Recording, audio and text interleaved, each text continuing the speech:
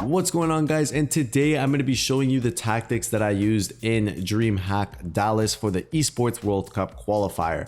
This tournament, if you didn't know, was to qualify for the Esports World Cup with players like Tex, Anders, and MS Desari. All these big names were there. All the Team Hullet players, Levi Devere, Emre Yilmaz, all of these big name players were there. And funny enough, a few of them were in my group as well. So I had a very difficult group, as you can see here on the screen. And we actually managed to pull two pretty big upsets by beating Luke Downing in the first game 5-2. And we also ended up beating Caccia as well, who is a very, very big Italian player and numerous times has won Blackie Cup, among a lot of other achievements. But anyways, I'm going to show you guys how I was able to win those games and also how I was able to perform and overperform for my expectations, especially in that very difficult group. Anyways, let's get straight into the tactics. So getting straight into it, we have the standard 4-3-2-1 tactics. This is the tactic that I used for pretty much 80% of my games all the time. And then I have a defensive tactic for holding out games that I'm going to show you after. And then I also have a different formation when I need to chase back a lead. But anyways, to start off, the one that I play most of the time is the 4-3-2-1, and the defensive style is going to be balanced, right? We're going to have 45 for the width, and then we're going to have 60 for the depth. I know a lot of people are like, oh, is 100 depth good? Is this and that? If you like high depth, you can have high depth. And it also honestly depends a little bit on the opponent, whether if you want to like increase it or not. I personally don't like the auto pressing. I like to do the pressing myself. So I think 60 is fine. If you need auto press or you feel like you like the auto press, then by all means, increase it to 100 or increase it to over 71 depth. That's up to you. I personally don't like it because I feel like I get caught out on the counterattacks a lot. So I'm going to keep it at 60. But like I said, if you feel like it works better, then don't be afraid to do that as well. Now for offense, it's going to be balanced. Chance creation is going to be direct passing and 45 width, right? I like my team being pretty compact because I like to have my left back and my right back going up the fields. And I'll show you that in a second. Now, players in the box is going to be 7 players in the box, because you want to have as many players in the box, but not enough where you get counterattacked a lot, but enough where you also have always an extra man to do the extra pass to. For corners, we got 3 corners, right? I think this is the ideal one, especially if you want to score corner glitch, because it is very, very popular in the pro scene. So very important to have this at 3. And then free kicks, I have 2 because I'm not amazing at free kicks, and I definitely do not want to get counterattacked off a free kick. So I just keep it at 2 and keep it simple and usually play it short. Now, make sure to have 4-3-2-1. I have a similar team to what I used in Dallas. Obviously, Enzo wasn't in the game, but the same style of player, you know, is playing in that position. But anyways, on right center forward, I had a regular player, right? I think in Dallas, I had Hansen at left center mid instead of Hullet. Then my right center forward probably would have been Mbappe. And then my striker, my main guy, was Vinicius Jr.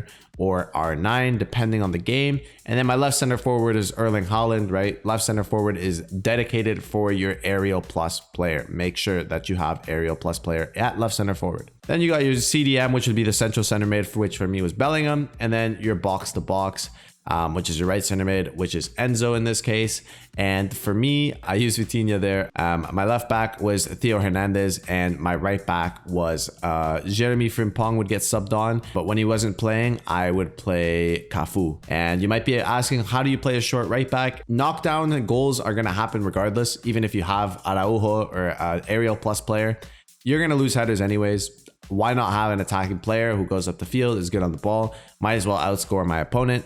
Anyways, defending isn't also my strong suit. So for me, it just made more sense to do that. Anyways, straight into the instructions. So stay central, and getting behind is going to be the 2 tactics for the striker, right? Left center forward is going to be stay central and then leave everything else default. Please do not put getting behind on this attacker because you want him to be there if you want to do the knockdown headers or even just like as support. You don't want all your forwards on getting behind because then you're never going to have somebody to pass to. Right center forward is going to be stay central, getting behind, but come back on defense as well. Very, very important you have him on comeback on defense, because if you don't, you're not going to defend in a 4-4-2 formation. This is what glitches the formation into being very, very strong, especially on defense. Right center mid is going to be stay back and cover center. Your box to box will naturally get up on the field just because that's how that position is played, regardless of having stay back. So you do not need to worry.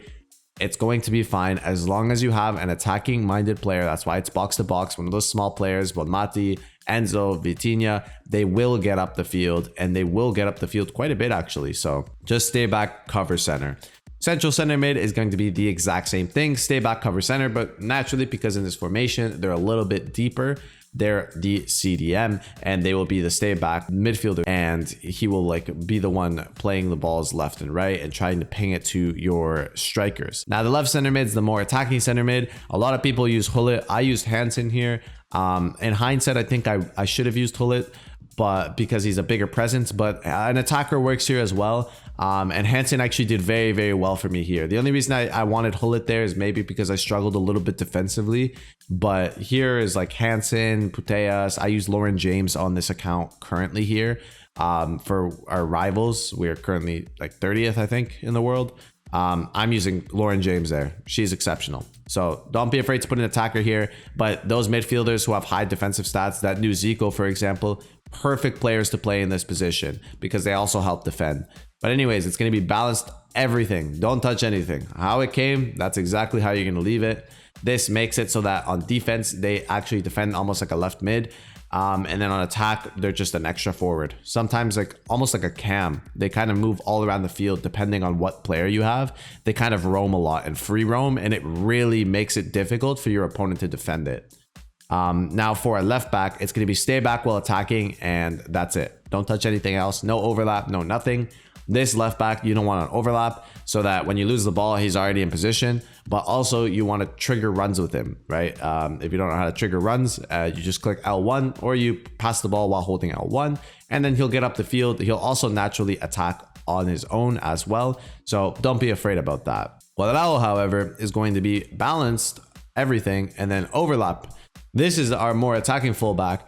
And make sure you don't like reverse them. If you want to reverse them, you have to revert the formation, but have your right back on balanced attack and overlap, even if they're not too good at attacking. Like if you have Mukiele, it's still worth it, trust me. And this will open up so many attacking capabilities, and it'll also just like overload one side, which will also in turn make the other side open because your opponent has to overcompensate for it. And then don't touch your center backs. Don't put any tactics there.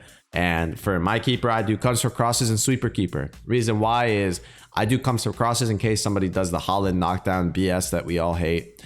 Aerial plus meta. So Van der Sar will automatically come out, and especially if you just tap triangle or move your keeper a little bit, he'll come out and sweep for the cross. Another tactic that I use is the same 4-3-2-1, literally the exact same. I'm not going to show you the instructions because it's the exact same. It's just mirrored, right? Ronaldo's on stay central, don't touch anything. And then Drogba's the comeback on defense one, right?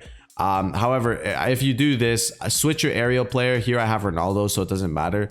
But you want to switch your aerial player to right center forward. And the reason you want to do this is you're literally mirroring it, right? So Enzo would be the box to box, Hullet's the attacking center mid, and Drogba's in the aerial position again. You should only do this if you feel like maybe you can't find attacking options, but also you do this if your opponent has, for example, Araujo at right back. You play Drogba on the other side if they have a small left back, right? Like Karchawi or a female one, or I can't think of anybody else very small, but if they have a small left back, that's when you want to switch it. That way you can dunk on them pretty much and get more of those knockdown passes and stuff like that that you're looking for. Also make sure to switch the left backs, right? Davies on this one would be the overlap and balanced attack one. Now, if you're on the lead, right, I switched to a different formation. This one is the 4-1-4-1. Very, very good formation. You guys might have seen the E-Champions League winner use a variation of this. I think his is 100 depth, but again, this is my defensive tactic. If I want to hold out a game, easier to hold the ball, right? Easier to have possession. It's wide when you're getting pressed. So very, very good. Some of you guys might actually like this formation just to play the whole time. But anyways, it's going to be 40 width, 58 depth, and it's going to be same thing, balanced build up play, chance creation, direct passing, 45 width, right? We don't want to be too wide because the formation itself is pretty wide in and of itself because we have so many players. And then also for getting the box, we don't want to have 7, but we're going to have 6. Still want to get out forward and still make sure we have options, because if we just sit back the whole time, we're letting our opponent have as many chances as they want. But we tone it down a little bit so that we don't get counterattacked, right? We want to make sure the whole point of this formation is not to get countered. So, you know, we're trying to avoid that. Also 3 corners because that's like the glitch number, I guess. And 1 free kick because, again, we're trying to just not concede at this point. We got to hold out the game. Let's relax. So we just got to hold the ball a little bit and play a little bit more patient. So free kicks, I don't need to have that many players committed up the field. Now, over here, as you can see, we have my left center mid here, which was Hullet from the previous formation. My box to box, right? These 2 are good midfielders. And then in this position, you want to make sure that you have your central DM, which you also want to make sure, specifically this position, you really want a player that has long ball plus, because he's going to be playing long ball passes, L1 triangle passes on PlayStation to Drogba, to Cristiano, to Vinny. You want to play wide passes, and he's going to be playing, and he's going to be the deep lying playmaker for this formation. So make sure you have that. And then for the instructions, it's going to be stay central, getting behind for Vinny, and come back on defense. Like I said, it's a defensive formation. And then our left center forward, same thing, come back on defense. Everyone's going to be come back on defense, except this one's going to be cut inside and then balanced everything else. If you do like getting behind and stuff like that, they start making weird runs, but getting behind is okay. I just wouldn't do get into box for cross. That like really makes them overcommit, and then you will get counterattacked. So just please make sure that you do not have that on. Same thing, right center mid is going to be come back on defense, cut inside as well. And then your right center mid and left center mid are going to be stay back and cover center. Don't touch anything else, right? It's going to be balanced crossing runs. So they will go up the field as well, which makes it pretty attacking because you're really just leaving 1 DM back, but they don't overcommit too much so that you don't get counterattacked as well. This is the interesting player. This is the one you want to make sure that they have long ball plus. Very important to have long ball plus. Stay back while attacking, deep lying playmaker, and cover center, of course. But deep lying playmaker is very good. It basically just makes them take a free roam in the midfield, and they're just the ones who are passing. Think about it as like a Busquets, right? You want to make sure that they get the ball and they're playing it out, right? These are the type of players that you are. So you want to make sure that they have good passing and the good passing play styles, especially if they have long ball plus. Like Xavi is really good for this position, actually. The new one, for example, he just chips it over, right? Chips it over, plays those through balls to the wingers, especially when they're pressing. This guy can have his back turned and he just does a 360 through ball L1 triangle pass into the right center mid or the left midfield, like Drogba or Ronaldo in this case. And then you're going to have so much open space. So it's really good for avoiding press, and also very good. These players are just good on the ball and also very good at passing to avoid the pressing. Now for left back, it's going to be stay back while attacking. And then my right back is stay back while attacking as well. However, we have overlap. Now, if you want your fullbacks to attack in this formation, all you need to do is, like I said, just trigger them manually. But for the most part, they'll get up a little bit. And because you have already Ronaldo and Drogba on top of them, you kind of already have that width anyways. So you're not missing them too much. So if you want them to go up, just carry the ball a little bit or trigger the run. And I have the overlap just because I like to have one like fullback a little bit more attacking, but that's about it. Now for the last formation, this formation is the one that you want to do when you're losing a game. If you're chasing, you got nothing else to lose, this is the formation you did, and it actually helped you once to come back and then end up winning the game, right? This is the formation that you want to do if you need to score a goal. So it's gonna be 4-2-4, very attacking formation. It's actually a lot of fun to play just in general. I can release a full tactics video of it playing normally if you just want to try out this formation. A lot of options and a lot of attacking space if you guys want me to do that. Now for this one, it's going to be constant pressure. For defensive style, it's going to be constant pressure because we need a goal ASAP, 100 depth. So already the auto press from constant pressure. At this point, we're letting EA do pretty much everything for us on defense. So we're going to have 45 width because I don't like having too wide of a formation. And this one's pretty wide in and of itself. We're going to have 100 depth. So they may make sure we congest the middle and also just have our whole team pushed up, have the auto press of constant pressure, the auto press of 100 depth. everything at that point is up to EA. And then offense is going to be balanced and direct passing. Like always, make sure you always have that on no matter what formation you play. 47 width for offense because like I said, it's a pretty wide formation. And players in the box, we still have only 7 because if you put too many, you're just going to get countered like crazy. So make sure to just never really go past 7. And then corners, we have 3 and free kicks, we have 3, right? Again, don't want to avoid getting counterattacked like really stupidly. And then also 3 for corners is just kind of like the glitch number. So that being said, 4-2-4 here, right? We got our 2 center midfielders, same as always. And then in this case, right, you want to sub on an attacker. If you need to score, you sub on an attacker here. And we bench hold it. So here we'd have like Hansen's or whatever super sub that you might have. But yeah, just make sure you don't have your midfielder as a striker. And then you have your right center forward and left center forward. Same as normal, right? Just make sure at this point we sub an attacker. That's when you usually take a pause because again, we need a goal ASAP and it still works in the 4-3-2-1. So if we could revert back to the 4-3-2-1 into our normal formation, we just play that attacker in the left center mid role, like Hansen or Lauren James, how I use on my main account. Now, the tactics is going to be stay central, getting behind and stay forward with Vinicius. Here with your subbed on attacker, it's going to be stay central, stay forward, and not getting behind. The reason I don't do getting behind is because I like having one that doesn't get in behind and he pulls a little bit short and pulls as an option. That way we can pass to our other strikers as well. That way they're not all just hiding behind defenders. And then sometimes we feel like, okay, I can't pass to anybody. And then that's when we rush it. And then that's when we lose the ball. And then that's when we get countered.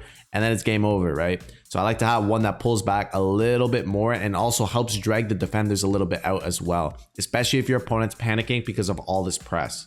Now, for the right center forward, or I guess the right wing in this formation, is going to be stay forward, cut inside, get in behind, get in the box. At this point, we're just sending everybody up and we got to hope for the best, right? Same thing with the left wing. It's going to be stay forward, cut inside, get in behind, get in the box across. That's why I made one of my strikers not get in behind because we already have all our forwards getting in behind. And these players are pretty wide as well, especially if you have the aerial players. You can always cross it because they're so wide. And sometimes I know in 4-3-2-1 they come into the middle.